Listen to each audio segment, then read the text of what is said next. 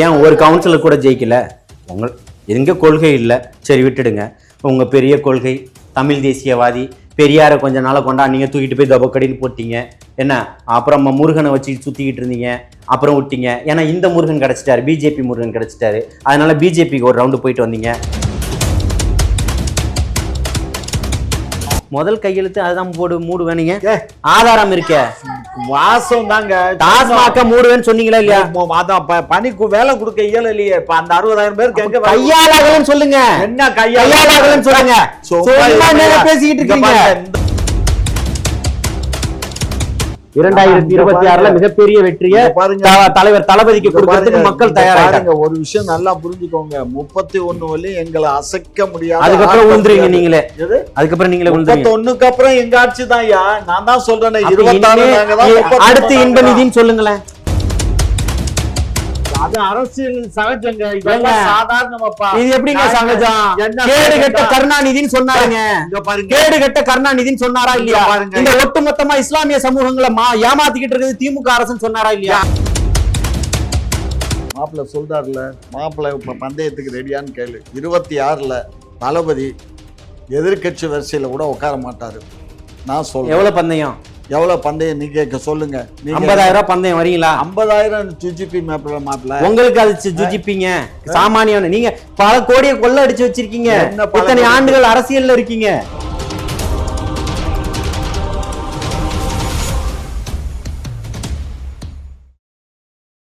சீமான் அவர்கள் என்ன சொல்றாருன்னா, தமிழக வெற்றி கழகத்தை பொறுத்த வரைக்கும் அவங்க என்ன கொள்கை அடிப்படையில கட்சி ஆரம்பிச்சிருக்காங்க, அவங்களுக்கு என்ன கொள்கை இருக்கு, அண்ணா வழி அப்படின்னு சொல்றாங்க. அததான் திமுகவும் ஃபாலோ பண்ணுது, அதிமுகவும் ஃபாலோ பண்ணுது.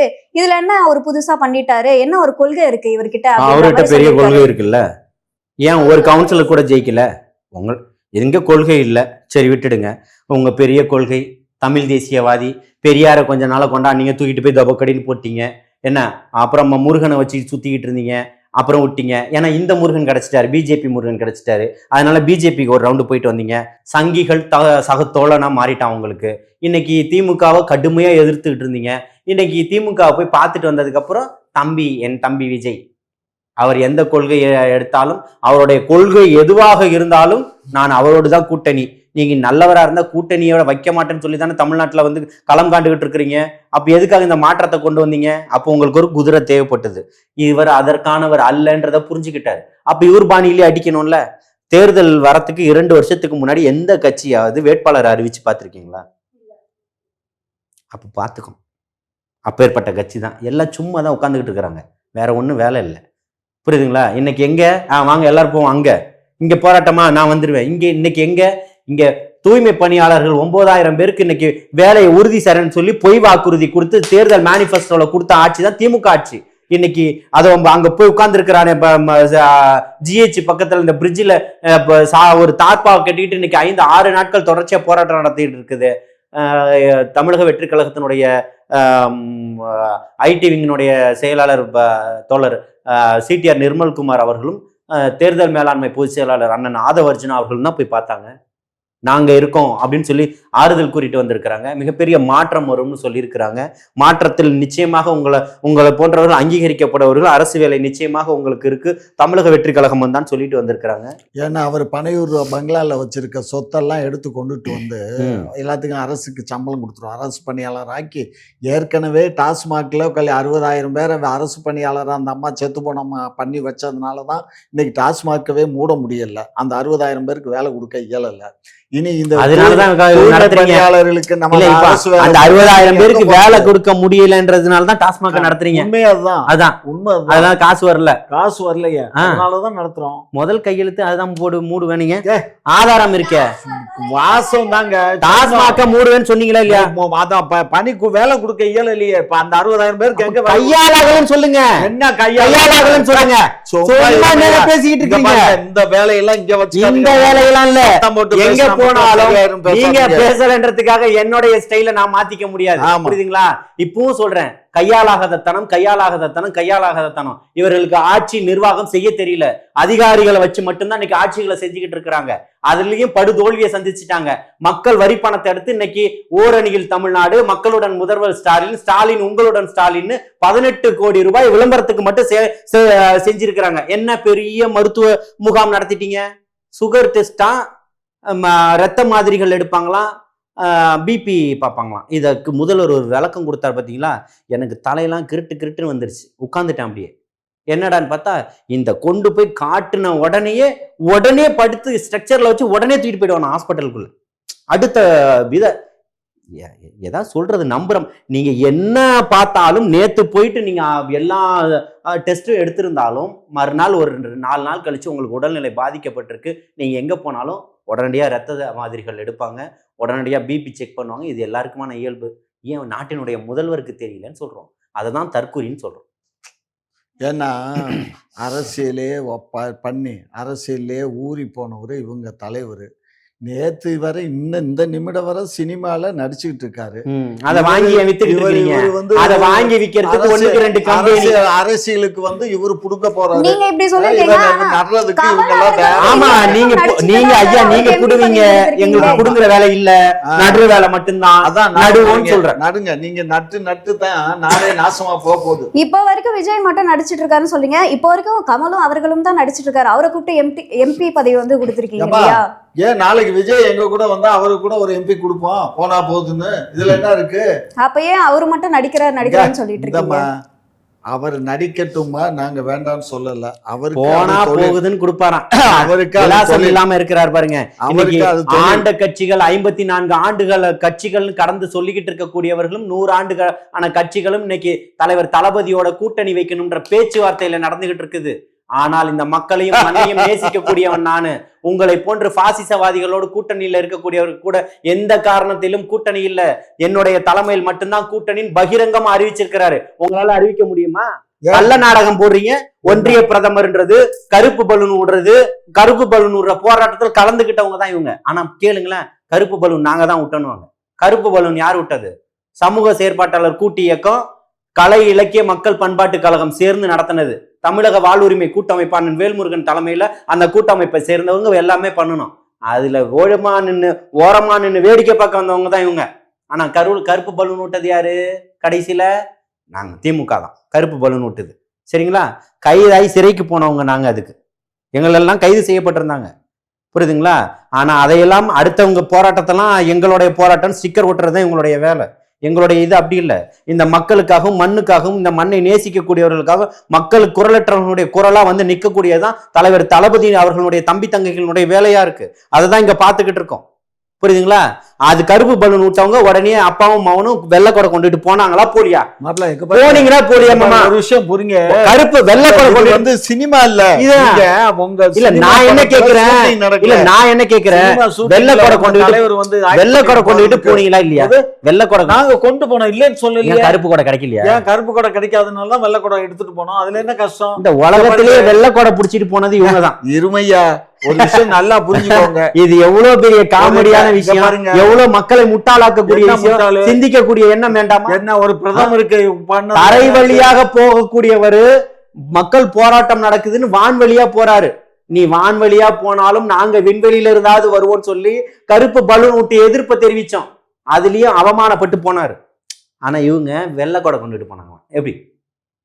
கருப்பு பலூனை லாரியா எடுத்துட்டு வந்து விட்டோன்னாரு அண்ணன் மாசு. இன்னைக்கு கருப்பு கொடை கிடைக்கலையா? வேற கலர் கொடையே கிடைக்கல, வெள்ளை கொடை தான். அதுக்கு உங்களுக்கு என்ன சார்? 24 வெடிகள் வந்து ஆடுவார் தெரியுங்களா? இப்படி சமாதானம் ஆயிட்டோன்னு. அதேதான் அப்பாவும் மகனும் 2 பேரும் அந்த ஆட்டம் தான் போட்டுக்கிட்டு இருக்கிறீங்க. நீங்க வீட்டுக்கு போற நேரம் வந்துருச்சு, கிளம்புங்க. யாரு 2026 மிகப்பெரிய வெற்றியை தலைவர் தளபதிக்கு கொடுக்கிறதுக்கு மக்கள் தயாராக. ஒரு விஷயம் நல்லா புரிஞ்சுக்கோங்க. 31 வரையும் எங்களை அசைக்க முடியாது. அதுக்கப்புறம் உழுந்துருவீங்க நீங்களே. அதுக்கப்புறம் நீங்களே 31க்கு அப்புறம் எங்க ஆட்சி தான். நான் தான் சொல்றேன்.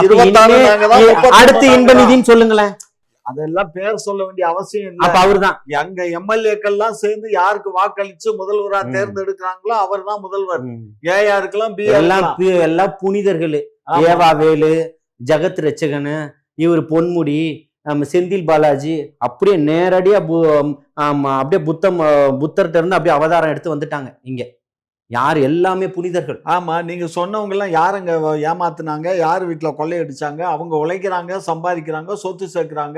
எதுக்கு நீங்க பண்றீங்க? என்ன செந்தில் பாலாஜி பதவி இப்ப எதுக்கு கழட்டினாங்க? செந்தில் பாலாஜி பதவி என்னங்க? என்ன அதுல என்ன தெரியும்? என்ன தெரியும்? 1,36,000 ரூபாய் டிரைவர் கண்டக்டர் இதுல வந்து வாங்கினாங்க. அது காசு இல்லையா? அது காசு இல்லையா? அது அவர் வாங்கல. அது காசா? காசு வாங்கலைங்கிறதா முக்கியம். யாரு ஏன் முடிச்சு வச்சீங்க அந்த வழக்கு? ஏன் அந்த வழக்கை தொடர்ந்தது யாரு? அந்த வழக்கை தொடர்ந்தது யாரு? நாங்க தான் இல்லைன்னு சொல்லல, நாங்க தான் வழக்கு. நீங்க தானே வழக்கு தொடர்ந்தீங்க. அப்ப சொல்லுங்க, செந்தில் பாலாஜி குற்றவாளின்னு. நீங்க செந்தில் பாலாஜியினுடைய டிரைவர் மேல நீங்க குற்றச்சாட்டு வைக்கல, செந்தில் பாலாஜி மேலதானே குற்றச்சாட்டு வச்சீங்க. இப்பயே மாறுறீங்க. இப்ப மாறலங்க. அன்னைக்கு போய் கேஸ் போட்டீங்களா? உண்மை தெரியுது, அவர் பிஏ தான். அன்னைக்கு நீங்க போய் கேஸ் தானே போட்டிருக்கீங்க. பொய் கேஸ் படல. நாங்க அன்னைக்கு எங்களுக்கு உண்மைன்னு தெரிஞ்சது போட்டோம். அதுக்கப்புறம் பார்த்தா அவனுடைய பிஏ வரவும் போறவன் சொல்றதெல்லாம் கேட்டு கேஸ் போட்டுருவீங்க. இதான் 75 வருஷ சமூக நீதி, பாரம்பரியம், அரசியல் அறிவு இதெல்லாம் இருக்கு. அப்படியே வலிஞ்சு ஓடிக்கிட்டு இருக்கு. அப்படியே கடலா அலை கடல திரண்டு வாங்கன்னு இருந்தா தானே, இல்லாதவங்க தானங்க எடுக்கணும். உங்களுதே வலிஞ்சு தெருல தானங்க ஓடுது. அதை ஏங்க எடுக்கணும்னு கேக்குறேன். விஷயம் நல்லா புரிஞ்சு. சாலையில நேத்து வேலூர்ல மழை நீர்ல பள்ளிக்கு போக முடியலன்னு அங்க பிரதேசனம் பண்றான். பூந்தமல்லியில பொம்பளை பிள்ளைங்க எல்லாம் பள்ளிக்கூடத்துக்குள்ள போக முடியல. ஆம்பளை பசங்க எல்லாம் மதல் சுவர் எகிரி குச்சி போறான். சாக்கடை தண்ணி கலந்து நிக்குது. இதோ இந்த மத்திய கைலாசில வேதியியல் படிக்கக்கூடிய கல்லூரியில 2ஆம் ஆண்டு படிக்கக்கூடிய பசங்க 3 ஆண்டுகளா, நல்லா புரிஞ்சுக்கணும், எத்தனை வருஷமா 3 ஆண்டுகளா போராடிக்கிட்டு இருக்கோம். எதுக்காக? சோறு போடுங்க, ஒழுங்கான சோறு போடுங்க. இதெல்லாம் அவனுடைய ஒரு மாணவனுடைய வயிற்றுல அடிக்கிறீங்களே.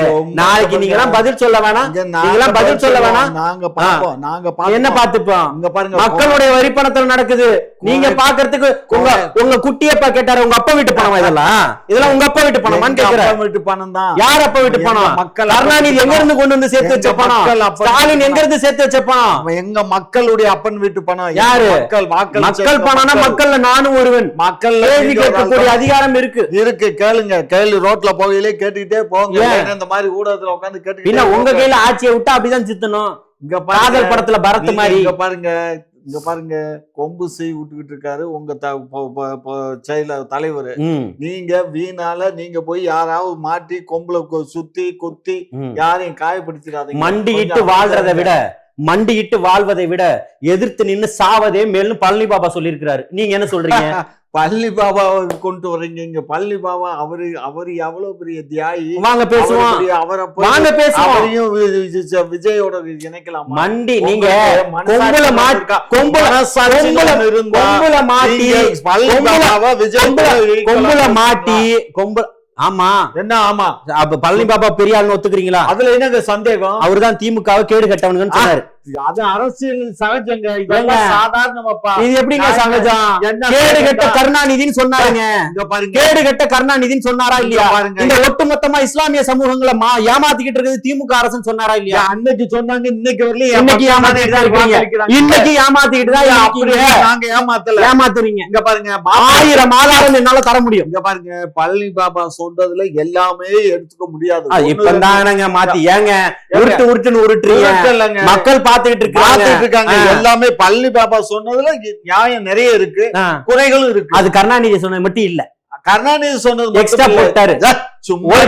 அப்படி பேசுப்போமா? அதை மட்டும் எக்ஸ்ட்ரா போட்டாரு. ஒரு பிட்டுன்னு எடுத்து எக்ஸ்ட்ரா போட்டது இல்ல. அவரு சில நேரங்கள்ல சில விஷயங்களை பேசிடுவாரு. அப்படியெல்லாம் இல்ல. பேசின விஷயங்களை ஒருபோதும் எந்த இடத்துல அவர் பின்வாங்கினது இல்ல. அவர் பின்வாங்கல இல்ல. பின்வாங்கி இருந்தா தான் அவர் பார்க்காத சிறையா? பின்வாங்கி இருந்தா வாழ்ந்திருப்பாரு. பின்வாங்காதனாலதான் போய் சேர்ந்துட்டாரு. யாரு? யாரு? எதனால அவர் இறந்தாரு? அவரு நல்லா நேர்மையா இருந்ததுனால. உன்ன தெரியுது இல்ல? யாரு? கருணாநிதியை எதிர்த்ததுனால. கருணாநிதியை எதிர்த்ததுனால இல்ல. வேற யாரு? அவரை ஒரு குறிப்பிட்ட ஒரு சில மக்களை எதிர்த்ததுனாலதான். சரி, எந்த மக்கள்? அதை நான் சொல்ல இயலாது. அவர் இல்ல, இப்ப மாப்பிள்ள இல்ல. அவர் மாப்பிள்ள போய் அல்லாட்ட சேர்ந்துட்டாரு. அதனால இப்ப நான் அவரை பத்தி அதனால நடந்த தப்ப பேச மாட்டீங்க. பேச முடியாது. அப்படியா? ஆமா. அப்ப அவங்க யாரு என்ன செஞ்சாலும் அதெல்லாம் பண்ண மாட்டீங்க. அவர் நல்லது செஞ்சா சொல்ல மாட்டீங்க. நல்லது செஞ்சதை நாங்க சொல்றோம், அதை எடுத்துக்கிறோம். எங்க ஆட்சியும் அதை பின்பற்றுது. பழனி பாபா சொன்ன நல்லதெல்லாம் நாங்க எடுத்துக்கிட்டு. என்ன நல்லது? பழனி பாபா சொன்னதுல ஆட்சியிலும் அதிகாரத்திலும் பங்கு கேட்டாரு. இஸ்லாமியர்களுக்கு பிரதித்துவம் கேட்டாரு.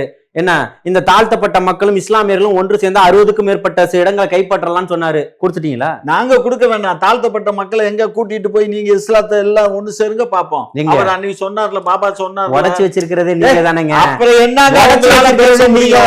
கூட்டிட்டு ஒரு கட்சின்னு போனா திமுக கூட்டணியில போனா அதை 4 உடைச்சு அக்காக்கிடும். ஆமா, அப்பாவுக்கும் மகனுக்கும் இதான்.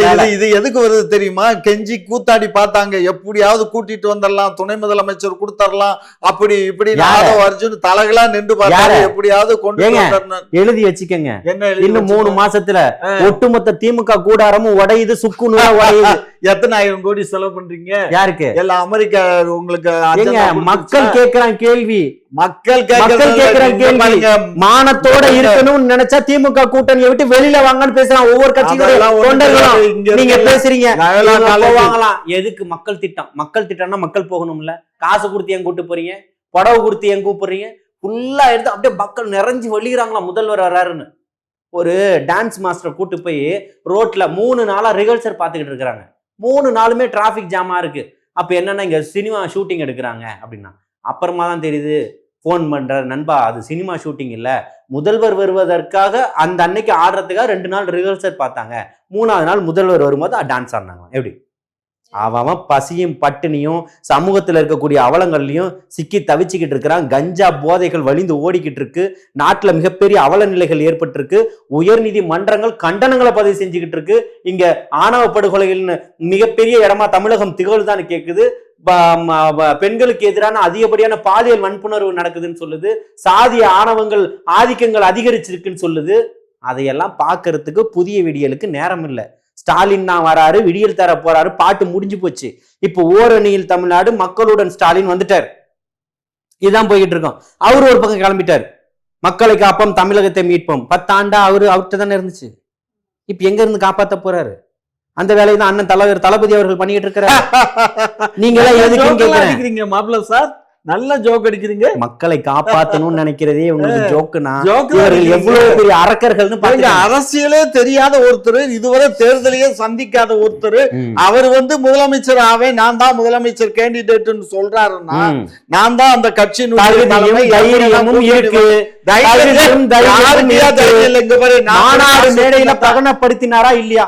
பிஜேபி தான் இங்க பாசிசவாதி அப்படின்னு சொல்லிட்டு அவங்களால முடிஞ்சுச்சா? ஏன் முடியல? போய் 1000 கோடிக்கு அவங்களுக்கு போயிட்டு நீங்க பேசிட்டு வந்தீங்கன்னா இல்லையா? நீங்க டாஸ்மாக் ஊழல்ல சமரசம் ஆயிட்டார்களா இல்லையா? சும்மா இந்த வேலையில போய் பேசக்கூடாது. ஆமா, வேற என்ன நடந்தது? ஹைகோர்ட்ல என்ன சொன்னது? ஹைகோர்ட்ல சொன்னது உண்மையா? ஆமாங்க, ஹைகோர்ட்ல என்ன சொன்னாங்க? இருக்கு. இந்த இடம் பெண்களுக்கு பாதுகாப்பு இல்ல, பெண்களுக்கு பாதுகாப்பு அதிகமா, பாலியல் வன்புணர்வு அதிகமா தமிழகத்தில் நடந்துகிட்டு இருக்குன்னு. அப்ப அத மாமா காமாட்சி நாயுடு ஏத்துக்கிறாரு. இப்போ சாதிய ஆணவ படுகொலைகள் தமிழகத்துல அதிகமா நடந்துகிட்டு இருக்குன்னு சென்னை உயர் நீதிமன்றம் சொல்லியிருக்கு, தெரிவிச்சிருக்கு. அதையும் ஏத்துக்கிறாரு. ஆமா தானே? அதெல்லாம் ஏத்தான உண்மையைத்தானே சொல்றாரு. ஆட்சி கேடு கட்ட ஆட்சி சீர்கேடு சொல்லுது. ஆட்சி செய்ய சொல்லுது. உங்க தலைவர் நடிச்ச சினிமா படத்தை பார்த்து அதுல அரையங்குறையுமா பொம்பளை பிள்ளைகளோட ஆட்டம் போட்டது, அதை பார்த்துதான் எல்லா பயிலும் அது மாதிரி இருக்கணும்னு நினைக்கிறான். வாங்கி வித்தது யாரு? அந்த படத்தை வாங்கி விக்கிறான். அது தொழிலியா? தொழில். அது அவன் தொழில் பண்றான். அதனால என்ன இருக்கு? வாங்கி நடிக்கிறான். நடிச்சது உங்க தலைவர். அது தொழில் இல்லையா? அது தொழில் தான். தொழில் தான். நிப்பாட்டி இருக்கணும். நீ இப்ப அரசியலுக்கு வந்திருக்க கூடாது. நீ தொழில பண்ணுங்க. யார் வேணா நீங்க நடத்த வேண்டியதானே? எதுக்கு இந்த பக்கம் வந்தீங்க? நீங்க சினிமா துறை தானே வச்சிருக்கீங்க. Cloud 9 movies. ஆமா, அத இந்த இப்ப கோடம்பாக்கத்துல அதை போய் பார்க்க வேண்டியதானே? எதுக்கு துணை முதல்வர் சொன்னீங்க? இங்க பாருங்க, நாங்க எதை வேணாலும் பண்ணுவோம். அதுதான் சொல்றேன். அராஜக போக்கையே நீங்க கையாண்டுகிட்டு இருக்கிறீங்க. நாங்க எதை வேணா பண்ணுவோம், எப்படி வேணா பண்ணுவோம். தினகரன் ஆபீஸ மதுரையில அடிப்போம், கொளுத்துவோம். அங்க 2 பேரு பத்திரிகையாளர்களை சாகடிப்போம். இதெல்லாம் திமுகவுடைய அஜெண்டா. அண்ணா கல்லூரி மாணவர்களாக இருந்தாலும் பரவாயில்ல, பஸ்ஸுக்குள்ள வச்சு தீர்ப்பு வரும்போது எரிப்போம். இது அண்ணா திமுகவுடைய அஜெண்டா. மாஞ்சோலையில 17 பேரை சுட்டுக் கொள்ளுவோம். இது திமுகவுடைய அஜெண்டா. மாஞ்சோலையில யாரையும் சுட்டுக் கொள்ளல. மாஞ்சோலை சமாச்சாரம், மாஞ்சோலை சமாச்சாரத்துக்கு இவங்க 1000 பேசுறாங்க. மாஞ்சோலை சமாச்சாரத்துக்கு கிருஷ்ணசாமி மூப்பனார் உண்ணாவிரதம் இருந்தது இங்க டீனர்ல உண்ணாவிரதம் நான் இருந்தேன். மூப்பனார் தலைமையில மாஞ்சோள சமாச்சாரம் கலைஞர் ஆட்சியில. ஆனால் ஆத்துல வெள்ளம் போகுது, தாமிரபரணியில கரை உருண்டு வெள்ளம் போகுது. இவங்க பெரிய மறியல் போராட்டம் அந்த பாலத்துல பண்ணி மறியல் பண்றாங்க. காவல்துறை மறியல் பண்ணக்கூடாதுன்னு அவங்க தடியடி பிரயோகம் பண்றாங்க. அதுக்கு பயந்து எல்லாமே ஆத்துக்குள்ள குதிக்கிறான், செத்து போயிட்டான். துப்பாக்கி சூடு நடத்தணும்னு சொல்றதுதான் நாங்க வெறுக்கிறோம். அன்னைக்கு தடியடி தொழிலாளர்கள் நல்லா புரிஞ்சுக்கங்க. அங்க வெள்ளம் ஓடுதுன்னு தெரியுது இல்ல, நீ அப்ப இங்க அடிச்ச மக்கள் அங்க ஓடுவாங்கன்னு தெரியல. அப்ப நீங்க என்ன காட்டு மிராண்டித்தனமான அப்ப காவல்துறை கருணாநிதி கீழே தானே இருந்தது, அதுக்கும் பொறுப்பு கருணாநிதி தானே ஏத்துக்கணும். அன்னைக்கு அதே கருணாநிதி தப்புன்னு தான் நானே உண்ணாவிரதம் உட்கார்ந்தேன்னு சொல்றேன். நீங்க ஒத்துக்கிறீங்கல்ல? ஒத்துக்கிறேன் சொல்றேன். அன்னைக்கு காரணம் அதுக்கு திமுக அரசு.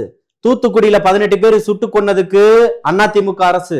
அண்ணா பல்கலைக்கழக மாணவி பிரச்சனையில திமுக அரசு.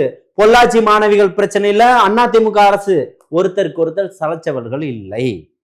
இந்தமா மாஞ்சோள சமாச்சாரத்துக்கு இந்தப்பா கேமரால எடுப்பா. மாஞ்சோள சமாச்சாரத்துக்கு மூப்பனாரு, நானு, கிருஷ்ணசாமி, மற்ற அப்போது இருந்த மத்திய அமைச்சர்கள் எல்லாம் நாங்க உட்கார்ந்துருக்கோம். திரும்ப பேசுனது இருக்கு, இந்தாங்க திரும்ப பேசுனது என்கிட்ட இருக்கு. அவங்க நாங்க உண்ணாவிரதம் டீனர்ல திரும்ப பேசியிருக்கிறாரு. தோட்ட தொழிலாளர்களை கூலி உயர்வு கேட்கும் போது சுட்டு கொண்டது இந்த கருணாநிதி அரசு தான் சொல்லியிருக்கிறார். இங்க பாருங்க, நீங்க ஒரு விஷயம் நல்லா புரிஞ்சுக்கோங்க. அன்றைக்கு சுட்டு கொல்லல, அவங்க தடி பிரயோகம் பண்ணாங்க. கலைக்கணும்னு தடி பிரயோகம் பண்ணும்போது நம்ம பயந்த எல்லா பையும் போய் ஆத்துக்குள்ள குதிச்சுட்டான். ஆத்துக்குள்ள குதிச்சவன் ஆத்துல வெள்ளம் போகுது, வெள்ளத்துல சிக்கி செத்துட்டான். அதுதான் நடந்த உண்மை. சரி, இத மறைச்சு ஆத்துல வெள்ளம் ஓடுற இடத்துக்கு மக்கள் போய் போறோம். எதுக்கு அந்த பாலத்துலதான் ஊருக்கு நடுவுல போராட்டம் நடக்குமா? பாலத்துல போராட்டம் நடக்குமா? இங்க பாருங்க, ஆத்து பாலத்துலதான் ஒண்ணு போட்டுட்டாங்க அத்தனை பேரையும். நம்ப முடியாத பொய். ஏன்னா நான் உண்ணாவிரதம் உட்கார்ந்தவன், எனக்கு இந்த விஷயம் எல்லாம் தெரிஞ்சுதான் உட்கார்ந்தோம். அந்த பாலத்துல பாலத்தை மறைச்சு உட்கார்ந்தாங்க உண்ணாவிரதம். அப்படி படுபாதக செயலை செஞ்சவங்களோட தானே இன்னைக்கு கூட்டணியில உட்கார்ந்து பாருங்க. உண்மை சில நேரங்கள்ல கசக்கும் தான். ஏன் உண்மை கசக்கும்? அப்ப பேசுங்க, கசத்தாலும் பேசுங்க. உண்மையை தான் பேசுறோம். நாங்க எப்பயுமே உண்மைதான் பேசுறோம். கருணாநிதி பண்ணது தப்புன்னு சொல்லுங்க. நான் அங்க பாருங்க, அன்னைக்கு அந்த விஷயங்கள் கருணாநிதி பண்ண சரியா தப்பா? அந்த கருணாநிதி இல்ல, அன்றைக்கு நடந்த தப்பு. யாருடைய கட்டுப்பாட்டுல இருக்கு? உடனே கட்டுப்பாடு ஏயா? ஒரு கடைக்கோடியில இருக்க ஒரு காவலருக்கு உடனே முதலமைச்சர் தான் கட்டுப்பாட்டுல இருப்பாரா? அப்ப அங்க இருக்கக்கூடிய மக்கள் ஓட்டு போடலையா? அது தமிழ்நாடு இல்லையா? அதுக்கு முதலமைச்சர் கலைஞர் கருணாநிதி இருக்கலாம். அதுக்காக டைம் ஆஃப் ஆக்ஷன் அந்த நேரத்துல அந்த இடத்துல ஒரு முடிவு எடுக்கலாம். அந்த நேரத்துக்கு பாருங்க, இதுல பொள்ளாச்சிலயே இதுலயே ஒருத்தனை ஒரு எஸ்ஐ ஒரு கான்ஸ்டபிள் என்கொயரிக்கு போயிருக்காங்க. என்கொயரிக்கு போனதை ஒரு ரவுடி போய் வெட்டி விட்டான். 3-4 வெட்டி அந்த ஸ்பாட்லயே அந்த எஸ்ஐ இறந்து போயிட்டாரு. எதுக்கு திசை திருப்புறீங்க? மடைமாற்றம் தொடர்ச்சியா இவர்கள் மேல அடுக்கடுக்கான குற்றச்சாட்டுகள் வந்துகிட்டு இருக்கு. இனிமே காவல்துறையில ஸ்ட்ரிக்டா நீதிமன்றங்கள் சொல்லிடுச்சு. இங்க இருக்கக்கூடிய டிஜிபி சொல்லிட்டாரு, யாரையும் நீங்க இதுக்கு கொண்டு வரக்கூடாது, கைது செய்ய 6 மணிக்கு மேல யாரையுமே அழைக்க கூடாது, பெண்களையும் குழந்தைகளும் குறிப்பா காவல் நிலையம் பக்கமே கொண்டு வரக்கூடாது, அவர்களை விசாரிக்கணும்னா கூட மருத்துவமனையில தான் வச்சு விசாரிக்கணும் அப்படின்றது தெளிவான அறிக்கை கொடுத்துருச்சு. ஒருத்தரை நீங்க கூப்பிட்டா பேசினா 6 மணிக்கெல்லாம் அனுப்பிடணும், யாரையும் லாக்அப் குள்ள வைக்க கூடாது, இப்படி எல்லாமே டிஜிபி வாய்ஸ்ல கொடுத்துருக்கு. அதுக்கான ஆதாரங்கள் அத்தனையுமே நம்ம வச்சிருக்கிறோம். அது இப்போ இவர்களுக்கு அதே மாதிரி ஸ்பெஷல் டீம்ன்ற ஒரு டீமே இல்ல, சிறப்பு காவல்ன்றதே ஒண்ணு இல்லைன்னு எல்லாத்தையுமே கலைச்சிட்டாங்க. இப்போ இவர்கள் மேல ஒரு அனுதாபம் வேணும்ல, பாவம் எந்த இசை மாட்டினான்னு தெரியல, போட்டாச்சு. பாத்தீங்களா? அப்ப இவங்க செட்டப் பண்ணி எல்லாம் இவங்க தாவேக்கா பண்ண வேலை தான் இந்த வேலை. இப்ப முழுசா தெரிஞ்சு போச்சாமா, நீ தாவேக்கால தானே இருக்க, தெரிஞ்சுக்கோ. இதுக்கு ஸ்கெட்ச் போட்டு கொடுத்தது இவங்க தான். அதாவது தாவேக்கா தான் பண்ணாரா, இவர் தான் போய் ஸ்கெட்ச் போட்டு பாத்துக்கோ. புரியுதுங்களா? எப்பேற்பட்ட அயோக்கியத்தனத்தை திமுக இருந்துட்டு பண்றாரு பாருங்க. எது இப்போ திமுக தான் ஆட்சியில இருக்காங்க, இது எப்படி தாவேக்கா தான் பண்ணாங்கன்னு சொல்றீங்க? இப்போ என்ன நடந்தாலும் திமுக பேச்சு நாங்க ஏற்கனவே நிறைய சம்பவங்கள் நடந்துருச்சு காவல்துறைனால.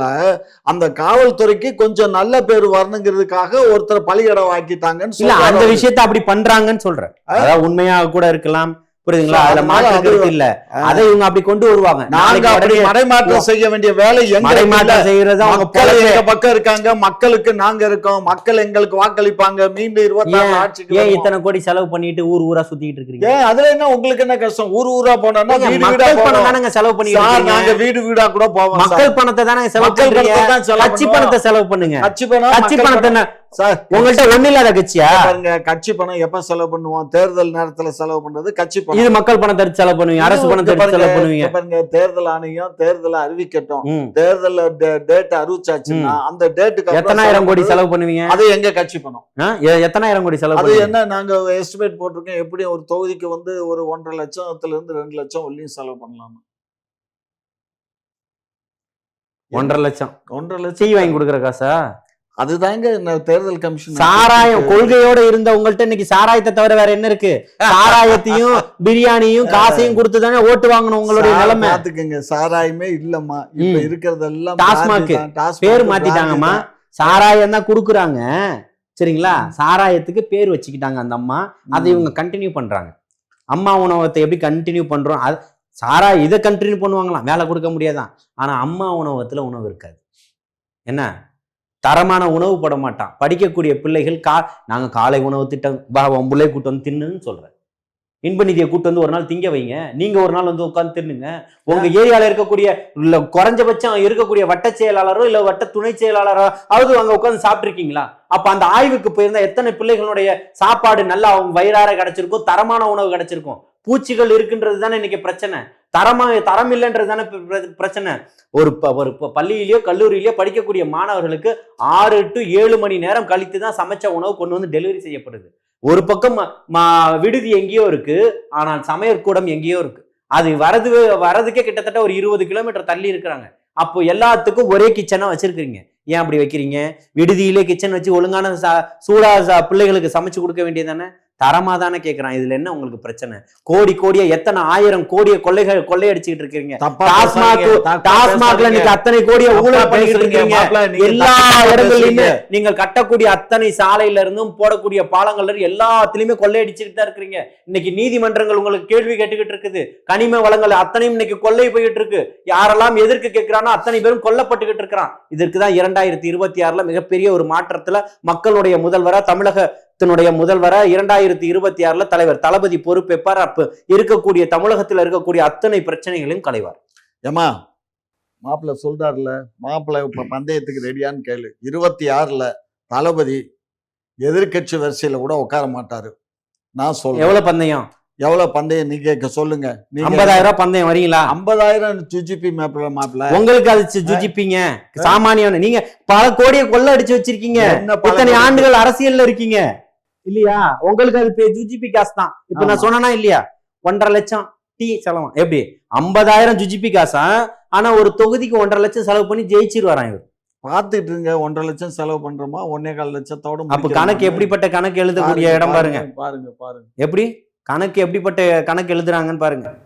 இப்போ சமீபத்தில் ஒரு செய்தியாளர் சந்திப்பில் சேகர் பாபு அவர்களிடம் ஒரு செய்தியாளர் கேட்குறாரு, மாதிரி விஜய் 2026 ஒரு மாற்றம் வரும்னு சொல்லியிருக்காரு, இது எப்படி பார்க்குறீங்க கேட்டதுக்கு அவர் என்ன சொல்றாருன்னா, கண்டிப்பாக மாற்றம் வரும். என்ன மாற்றம்னா மறுபடியும் சினிமாக்கே அவர் போகிறதா அறிவிப்பாரு அப்படின்ற மாதிரி. நகைச்சுவை.